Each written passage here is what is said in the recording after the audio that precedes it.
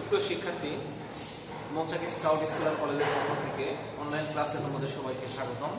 আমি উজ্জ্বল চন্দ্র সরকার, প্রভাষক পদার্থবিজ্ঞান, মৌচাক স্কাউট স্কুল।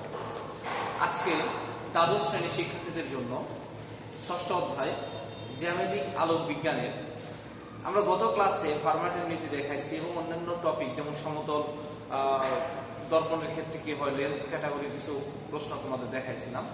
আজকে সবচেয়ে ইম্পর্টেন্ট এবং এই অধ্যায়ের উল্লেখযোগ্য টপিক হচ্ছে প্রিজম। এই প্রিজম সম্পর্কে তোমাদের সংক্ষিপ্ত ধারণা দেব এবং এই সম্পর্কে তোমাদের কিছু গণিতের ধারণা দেব, যা তোমরা বাড়িতে করলে খুব ভালোভাবে প্র্যাকটিস করলে অবশ্যই তোমরা এই টপিক সম্পর্কে ভালো করে জানবে। তো আমাদের প্রথম টপিক হচ্ছে প্রিজম। প্রিজম নিয়ে আমরা কথা বলছি। প্রিজম তোমরা নিশ্চয় দেখতে পাচ্ছ একটা ত্রিভুজের মতো। প্রিজম অবশ্যই যেহেতু একটা ত্রিভুজ বলছে, তাহলে এটা সমবাহু ত্রিভুজ তুমি কল্পনা করবে। সমবাহু ত্রিভুজের ক্ষেত্রে অবশ্যই যে কোণটা প্রিজম কোণ যেটা সেটা 60 ডিগ্রি হবে, অর্থাৎ অবশ্যই সমবাহু ত্রিভুজের ক্ষেত্রে প্রিজম কোণ 60 ডিগ্রি হবে। তো আমরা প্রিজম সম্পর্কে জানতে গেলে আমরা জানবো যে প্রিজম এ একটা সাদা আলোক রশ্মি যখন আপতিত হবে, সাদা আলোক রশ্মি যদি প্রিজমে আপতিত হয় তাহলে আলোক রশ্মি প্রিজমের মধ্য দিয়ে বেঁকে যাবে।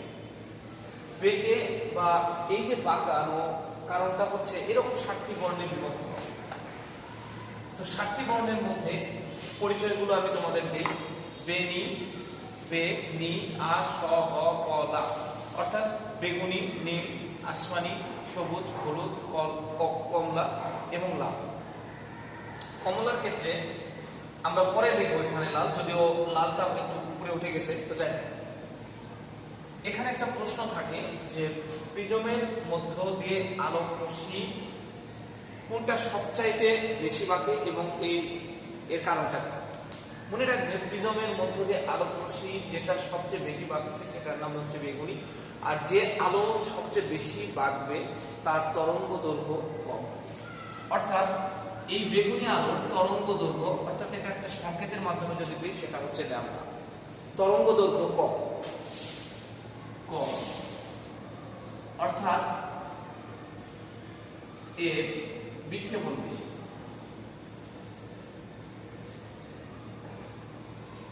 তাহলে কি বললাম, যে আলোর তরঙ্গ দৈর্ঘ্য কম অর্থাৎ এর বিক্ষেপণ বেশি।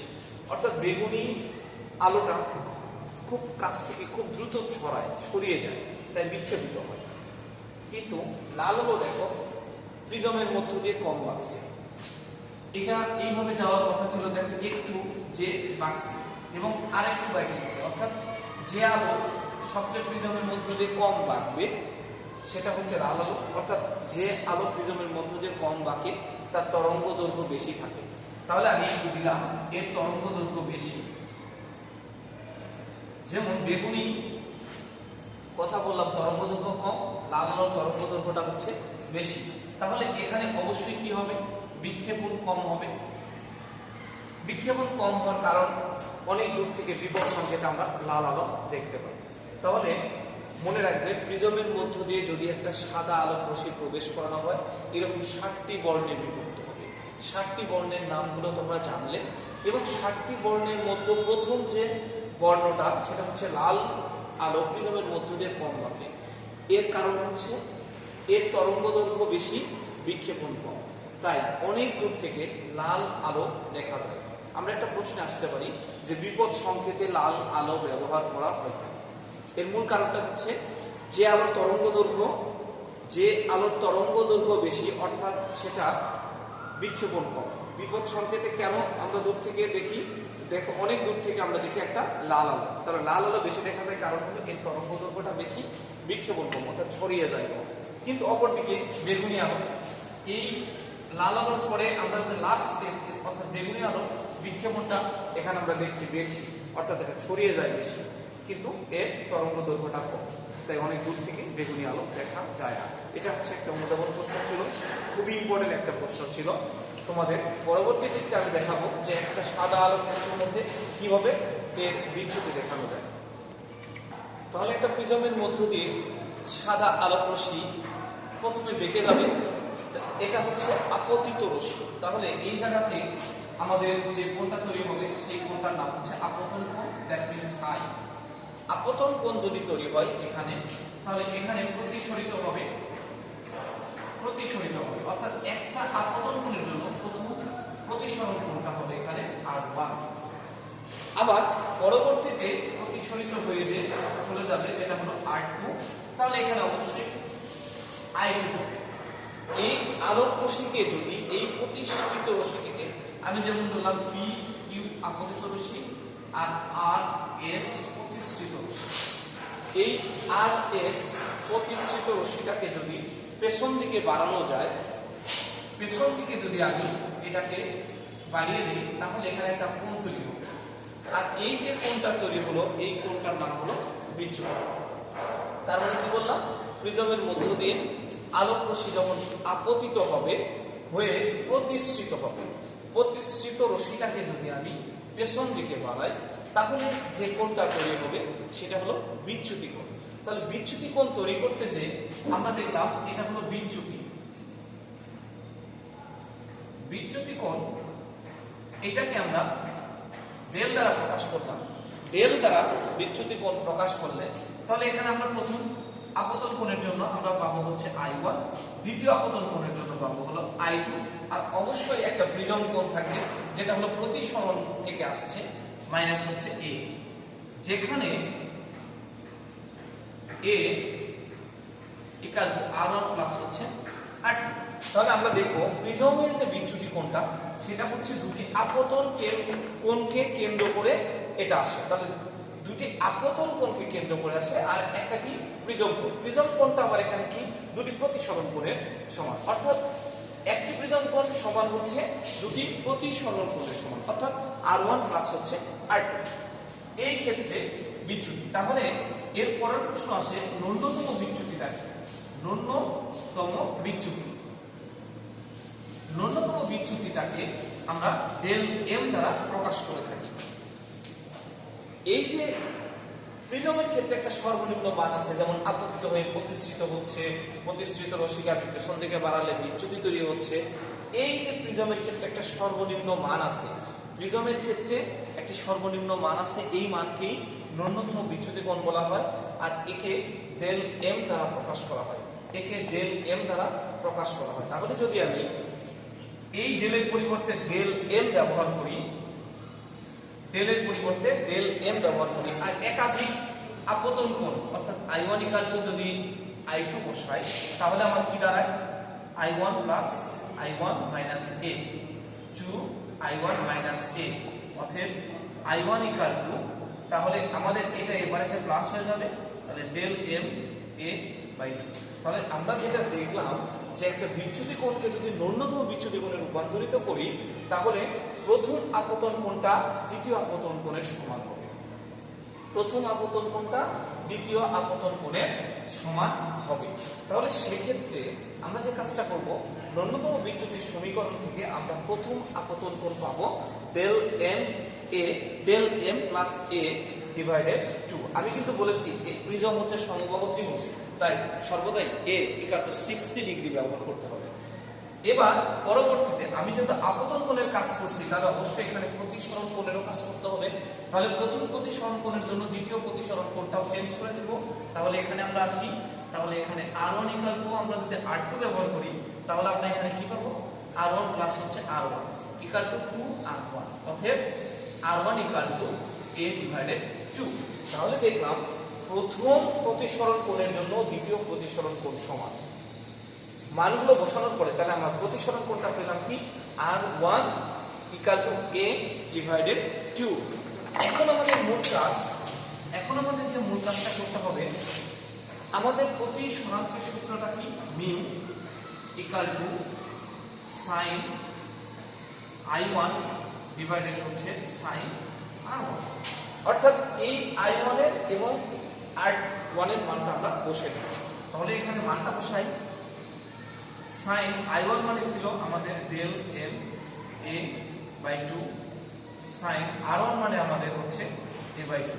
এটাই হলো আমাদের প্রিজমের ক্ষেত্রে প্রতিসরাঙ্কের সূত্র বা প্রতিসরণাঙ্কের সূত্র। প্রিজম প্রতিসরাঙ্কের সূত্র এটা। আসলে মূল সূত্রটা কিন্তু কি, mu equal to sine I divided হলো সাইন আর। একাধিক পরিবর্তনের জন্য I1 R1 I2 R2 এভাবে আমরা চলতে থাকবো। তো আমাদের মূল সূত্র এটা, তোমরা অবশ্যই এইটা থেকে অঙ্কগুলো করবে। যে তিনটা সূত্র শিখাইলাম তোমরা এই তিনটা সূত্র দিয়ে অঙ্কগুলো বাসায় প্র্যাকটিস করবে। সুপ্রিয় শিক্ষার্থী, তোমরা দেখো সরু প্রিজমের ক্ষেত্রে বিচ্যুতি। সরু প্রিজমটা আসলে কি? সরু প্রিজম বা পাতলা প্রিজম। সরু প্রিজমটা হচ্ছে যে সকল প্রিজমের প্রিজম কোণ এর মান 4 ডিগ্রি থেকে 6 ডিগ্রির মধ্যে, তোমাদের বইয়ে দেওয়া আছে সরাসরি 6 ডিগ্রি এর মধ্যে, সে সকল প্রিজমকে আমরা সরু প্রিজম বলবো, যাদের মধ্যে আলোক রশ্মি সরাসরি পাস করবে। তো যাই হোক, সেক্ষেত্রে আমরা প্রতিসরাঙ্ক যদি আসে, আমরা একাধিক পরিবর্তনের ক্ষেত্রে প্রতিসরাঙ্ক দেখানো হয়েছে mu equal to sine I1 divided sine R1, এভাবে একাধিক পরিবর্তন দেখানো হয়েছে। এবার আসি, যদি এটা ক্ষুদ্রতম পরিবর্তন হয়, সেখানে সাইনটাকে যদি আমি উঠাই দিই, তাহলে mu equal two I1 R1, তাহলে I1 কে আমরা করলাম তাহলে মিউ R1, এখানে হলো I2 equal to mu R2। আমাদের বিচ্যুতির মূল সমীকরণে মানটা বসানো। বিচ্যুতিতে যখনই আমি মান বসাবো তখন এখানে মিউ কমন যাবে, তাহলে R1 প্লাস R2 থাকবে, যার মান হচ্ছে A। আমি দেখো A লিখে রাখছি। আবার পরের সমীকরণে পরের বারে আমি A কমন নিয়েছি, তাহলে মিউ মাইনাস 1, অর্থাৎ এটা হলো সরু প্রিজমের ক্ষেত্রে বিচ্যুতির সমীকরণ। সরু প্রিজমের ক্ষেত্রে বিচ্যুতির সমীকরণ। সরু প্রিজমের সমীকরণ থেকে অঙ্কগুলো তোমরা বাসায় দেখে নিও। আর পরবর্তীতে লেন্সের ফোকাসের সমীকরণ, অর্থাৎ এটাকে বলা হয় লেন্স প্রস্তুতকারকেরও সমীকরণ বলা হয়ে থাকে। লেন্স প্রস্তুতকারকের সমীকরণটা 1/a, অর্থাৎ ফোকাসের ক্ষেত্রে mu minus 1 1/r1 minus 1/r2। এখানে উল্লেখ্য দুটা সূত্র তোমাদের মনে রাখতে হবে, দুটা নিয়ম। প্রথম নিয়ম, এটা দ্বিতীয় নিয়ম। প্রথম নিয়মটা, যদি তোমার পরীক্ষায় উদ্দীপকে উত্তর তয়ে তয়ে আল্লাহ, লাস্টে উত্তর বা উত্তর এইরকম তয়ে তয়ে আল্লাহ থাকে, তাহলে বুঝবে ওখানে দুটি ব্যাসার্ধের মান দেওয়াই থাকবে পরীক্ষাতে। প্রথমটা পজিটিভ হবে, পরেরটা নেগেটিভ হবে, তখন অবশ্যই ফোকাসের উত্তর পজিটিভ। দ্বিতীয় নিয়মের ক্ষেত্রে যদি অবতল লেখা থাকে, দেখো এখানে ছিল তয়ে তয়ে আল্লাহ আর এখানে হলো তো আল্লাহ তল, এইরকম যদি লেখা থাকে বা উভা বোতল লেখা যদি থাকে, তাহলে প্রথমটা ব্যাসার্ধ মাইনাস, পরেরটা প্লাস, ফোকাস অবশ্যই মাইনাস হবে। এবার আসি আমরা লেখার ভঙ্গিটা কিভাবে লিখে, এটা আমাদের মূল সূত্র। যদি এটা বায়ুতে হইতো A মিউ L, এই মিউ L দ্যাট মিনস হচ্ছে কাঁচ তরল পদার্থ, সেই হিসাবে আমি নিলাম যে লিকুইড আমি দিলাম। আসলে মূলত L mu L and mu G একই জিনিস। Mu L and mu G এর প্রতিসরাঙ্ক, বায়ুতে প্রতিসরাঙ্ক 1, এটা মুখস্থ রাখবে।